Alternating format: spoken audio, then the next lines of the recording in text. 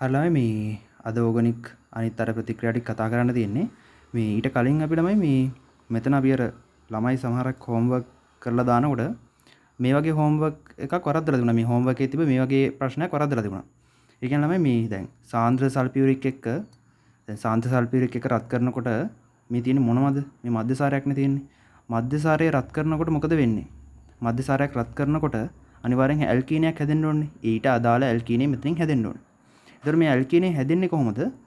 මේ ඇල්කීනේ හැදෙන්නේ කොහොමද? මේ සාන්ද්‍ර සල්ෆියුරික් කියන්නේ විජලකාරකයක්. එතකොට විජලකාරකයක් මොකද කරන්නේ? ජලාණු ඉවත් කරනවා. ජලාණුවක් ඉවත් කරගන්නේ කොහොමද? මෙතන මේ තියෙන OH එකයි ඒ OH එකට OH- කෙනෙක් තනියම බෑනේ. එතකොට මේ පැත්තෙන් H+ එකක් ගන්න ඕන. ඒ කියන්නේ හයිඩ්‍රජන් කෙනෙක් මෙතෙන් කොහෙන් හරි හොයාගන්න ඕන. එතකොට හයිඩ්‍රජන් ගන්න කාගෙන්ද? බැඳිලා ඉන්න එක්කෙනාගෙන් කවදාවත් ගලවගන්නේ නැහැ. බැඳිලා ඉන්න එක්කෙනාගෙන් නෙමෙයි ගලවන්නේ. මේ සුළුතර ඵලයක් විදිහට නෙමෙයි කතා කරන්නේ, ප්‍රධාන ඵල ගැන මේ අපි කතා කරන්නේ. මම සුළුතර ඵල ගැනත් කියන්නම්. මෙතන දැන් ප්‍රතික්‍රියාව වෙනකොට සුළුතර ඵලයෙන් ප්‍රතික්‍රියාව වෙන ඒවා මේ අපි සාමාන්‍ය ඕගනික් වල ප්‍රශ්න වල රචනා ප්‍රශ්න වලදී කතා කරන්නේ නැහැ. එහෙම විශේෂ අවස්ථාවක් තියෙනවා නම් කියනවා. ඒතර සුළුතර ඵල විදිහට හැදෙනවා නම් හැදෙන්නේ මේකෙන් H එක මේකෙන් ගලවලා ගන්න පුළුවන්, නැත්නම් මේකෙන් ගලවලා ගන්න පුළුවන්. එතකොට කවදාකවත් Tamanට බැඳිච්ච කෙනාගෙන් නෙමෙයි සාමාන්‍යයෙන් ප්‍රධාන ඵලයක් විදිහට එනකොට හැදෙන්නේ. එතකොට මෙතන Tamanට බැඳිලා ඉන්න එක්කිනාට අල්ලපු ඇත්තේ ඉන්න කාබන් දෙන්නෙක් බලන්න ඕන. කාබන් කවුද ඉන්නේ? මෙතන කාබන් ඉන්නවා, මෙතන කාබන් ඉන්නවා. එතකොට මෙයාගේ හයිඩ්‍රජන් වැඩි. හයිඩ්‍රජන් වැඩි තැනින් හයිඩ්‍රජන් ගලවන්නේ නැහැ. හයිඩ්‍රජන් අඩු තැනින් තමයි හයිඩ්‍රජන් ගලවන්නේ. ඒ කියන්නේ මෙතන මේ තියෙන OH එකත් එක්ක මෙතන තියෙන හයිඩ්‍රජන් එකක් යනවා. මෙතන මේ තියෙන OH එකත් එක්ක මෙතන තියෙන හයිඩ්‍රජන් එකක් යනවා. එතකොට මේක අඳින්නේ කොහොමද? මෙතන CH3 එහෙමම තියෙනවා. CH එක එහෙමම තියෙනවා. මෙයාගේ තියෙන CH3 එක එහෙමම තියෙනවා. වෙනස් වෙන්නේ කොතනද? මෙතන මේ තියෙන H දෙකෙන් CH එනවා.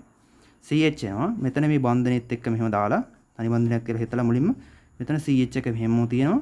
මෙතන CH3 තියෙනවා. බලන්න බන්ධන හතර හැමෝගෙම සම්පූර්ණද කියලා. මෙතන බන්ධන හතර සම්පූර්ණයි. මෙතන බන්ධන 3යි, මෙතන බන්ධන 3යි. එතකොට මෙතන ද්විත්ව බන්ධනයක් හැදෙන්න ඕන.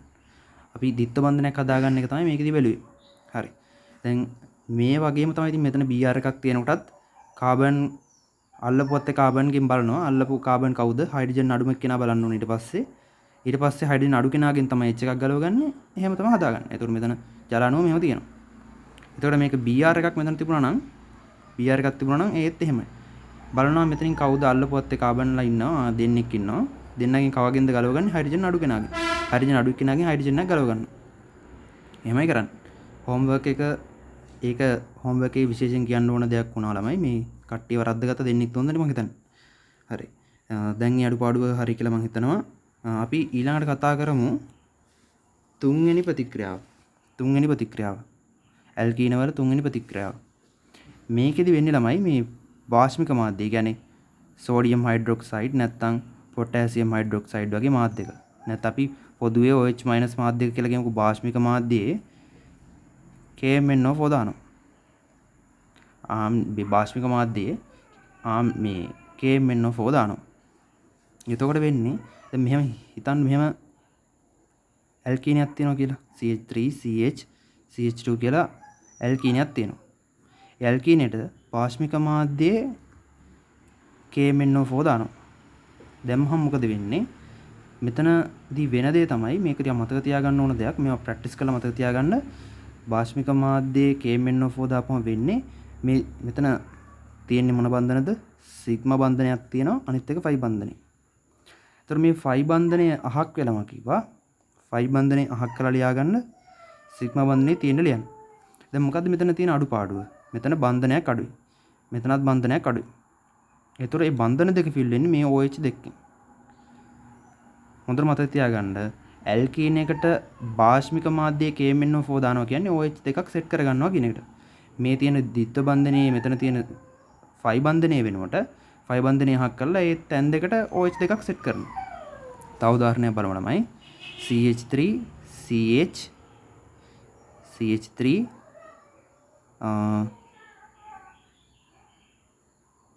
CH CH2 බලමු. මෙතන OH- එක KMnO4 දානවා. මෙතන ද්විත්ව බන්ධනය බලන්න. ද්විත්ව බන්ධනය තමයි මෙතනදී වැදගත්. ද්විත්ව බන්ධනය තමයි වැදගත්. අනිත් කොටස් ටික ඒ විදිහටම ලියන්න. CH3 ඉන්නවා, CH ඉන්නවා, CH3 ඉන්නවා, මෙතන CH. හරි. ද්විත්ව බන්ධනයේ මොකද වෙන්නේ? ද්විත්ව බන්ධනයේ තියෙන ෆයි බන්ධනය නැති වෙනවා. ෆයි බන්ධනය හක් කරා. ඒ ෆයි බන්ධනය හක් කරා වෙනුවට ඒ බන්ධනයේ තිබ්බ තැන දෙකේ OH එකක් සෙට් කරන්න. ඒක තමයි මෙතනදී වෙන්නේ. එතකොට මම ඒක හෝම්වර්ක් ටිකක් දෙනවා මේකට අදාළව මේකත් කරන්න ගමු. හරි. ඊළඟ එක තමයි තනුක සල්ෆියුරික්. ඇල්කීන් එකට තනුක සල්ෆියුරික් දාන එක. මම සටහන් කරගන්න නිකන් ඇල්කීන් එකට තනුක සල්ෆියුරික් දාන එක. ඒ කියන්නේ ඇල්කීන සජලනය කියලාත් කියනවා මේකට. ඇල්කීන සජලනය. මධ්‍යසාරයේ විජලනය කරලා ඇල්කීනේ හදා ගන්නවා. ඇල්කීනේ සජලනය කරලා මධ්‍යසාරයක් හදා ගන්නවා. එහෙම තමයි පුළුවන් කරන්න. හරිද? ඇල්කීන සජලනය. එතකොට මේක තනුක සල්ෆියුරික් දාලා කෙලින්ම කරන්නත් පුළුවන්. ඉස්සල්ලාම සාන්ද්‍ර සල්ෆියුරික් දාලා දෙවනුව ජලය දාලා හදන්නත් පුළුවන්. එතකොට ඉතින් දෙවනුව ජලය දානවා කියන්නේ මුලින්ම සාන්ද්‍ර සල්ෆියුරික් දාලා දෙවනුව ජලය දානවා කියන්නේ තනුක සල්ෆියුරික් නේ හැදෙන්නේ. එහෙම කරගන්න පුළුවන්. හොඳම විදිය මේක තමයි මේ රිසෝස් බුක් එකේ තියෙන මේ විදිහ තමයි හොඳම ක්‍රමය මේක. එතකොට මෙහෙම දෙන අවස්ථාවක් තියෙනවා. ඒ අවස්ථා දෙක බලලා ගැලපෙන විදිහට හදා ගන්න. හරි.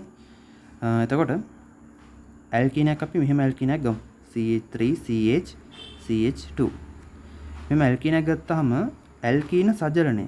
ඇල්කීන සජලනය කියන්නේ ජල අණු එකතු කරන එක. ජල අණුවක් එකතු කරන එක. එතකොට මෙතනට එක සාන්ද්‍ර සල්ෆියුරික් දෙක ජලය දානවා. මොකද වෙන්නේ? ජල අණුවක් එකතු කරන එක තමයි කරන්නේ. සජලනය. එතකොට මෙතන සජලනය ජල අණුවක් කියන්නේ H+ එක්කුයි OH- එක්කුයි. එක්කෙන්ට H එකක් සෙට් වෙන්න ඕන, අනිත් එක්කෙනාට OH- සෙට් වෙන්න ඕන. හරි. දැන් මෙතනදී කතා කරන්න ඕන දෙයක් තියෙනවා. මාකෝනිකොව් නීතිය කියලා. මාකෝනිකොව් නීතිය කියන්නේ සරලව මාකෝනිකොව් නීතිය කියන්නේ හයිඩ්‍රජන් වැඩි තැනට තමයි හයිඩ්‍රජන් යන්නේ. ඒක තමයි මාකෝනිකොව් නීතිය කියන්නේ. හයිඩ්‍රජන් අණු වැඩි තැනට තමයි හයිඩ්‍රජන් පරමාණු වැඩි තැනට අණු නෙමෙයි පරමාණු වැඩි තැනට තමයි මේ හයිඩ්‍රජන් පරමාණු ගිහින් සෙට් වෙන්නේ. එතකොට මෙතනදී හයිඩ්‍රජන් වැඩි කාගේද? මෙන්න මෙතන තමයි හයිඩ්‍රජන් වැඩි. එතකොට මෙතනට තමයි හයිඩ්‍රජන් එකතු වෙන්නේ. එතකොට CH3 CH CH3. එතකොට මෙතනටනේ හයිඩ්‍රජන් වැඩි. එතකොට මෙතනට තමයි හයිඩ්‍රජන් එක සෙට් වෙන්නේ. හයිඩ්‍රජන් අඩු තැනට තමයි OH එක සෙට් වෙන්නේ. මෙතන බන්ධනයක් අඩුයි, එතනට තමයි OH එක සෙට් වෙන්නේ. හරි. තව උදාහරණයක් බලමු.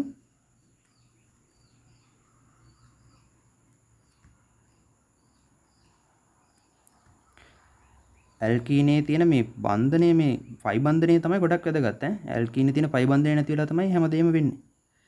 එක සාන්ද්‍ර සල්ෆියුරික් දෙක ජලය. මෙතනදී කරගන්න ඕන අපිට ජල අණුවක් සෙට් කරගන්න එක. ඒ කියන්නේ H+ එක්කුයි OH- එක්කුයි සෙට් කරගන්න ඕන නැත්තේ. එතකොට ද්විත්ව බන්ධනයේ හයිඩ්‍රජන් වැඩි තැනට තමයි හයිඩ්‍රජන් යන්නේ. මාකෝනිකොව් නීතිය. හයිඩ්‍රජන් වැඩි තැනට හයිඩ්‍රජන් යනවා. මෙහෙම ලියන්න ඊට පස්සේ මේ වෙනස් වෙන තැන් ටික විතරක් බලලා මෙහෙම ලියන්න. වෙනස් වෙන්නේ නැති තැන් ටික ඒ විදිහටම ලියන්න. මේ බලන්න CH3 එහෙමමයි. CH එහෙමමයි. CH3 එහෙමමයි. එතන මෙතන CH හයිඩ්‍රජන් වැඩි තැනට තමයි හයිඩ්‍රජන් එන්නේ. මෙතන හයිඩ්‍රජන් වැඩි. මෙතන තමයි හයිඩ්‍රජන් එන්නේ. එතන මෙතන CH3 ද්විත්ව බන්ධනය නැති වෙනවා. එතන මෙතන හයිඩ්‍රජන් අඩු තැනට තමයි OH එකෙන්. ඔන්න ඔය ප්‍රතික්‍රියා ටික තමයි ළමයි මේ මතක තියාගන්න ඕන මේකේ. තව එක ප්‍රතික්‍රියාවක් තියෙනවා මම ඒක වෙනම අරන් කියලා දෙන්නම්. දැනට මේ ප්‍රතික්‍රියා ටික මතක තියාගන්න මේ වීඩියෝ එකේ.